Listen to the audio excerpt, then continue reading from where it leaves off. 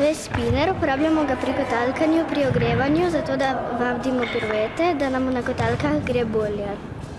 Trenerka mi veže kotalke, zato ker so še trde in kotalke se niso še vdelale. Kotalke imajo štokar, imajo kolesca, imajo vezalke. Treniramo 3 do 4 na teden.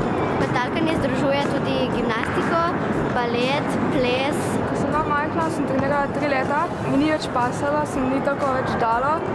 In pole 3 leta sem trenirala gimnastiko in potem sem šla nazaj na kotalkanje. Kotalkarca potrebuje ravnotežje, potrebuje tudi veliko moči.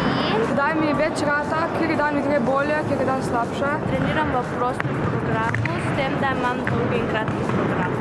Včasih gremo tudi plesati v plesno dvorano. Balet pa vadimo, da imamo stegnjene špičke na nogah, da so lepši koraki in vse to. Kotalkanje je šport, ki te nauči discipline in vsega, kar potrebuješ v življenju, nekega organiziranja.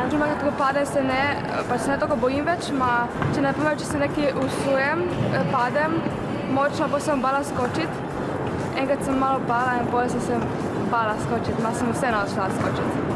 Kotalkam tudi po mestu, tudi ko gremo na more, jih vzamem s sabo, vendar moram zamenjati kolca, da se da ne poškodujejo in so vsi tako wow, občudujejo, ne pridejo pa nikoli nič reči.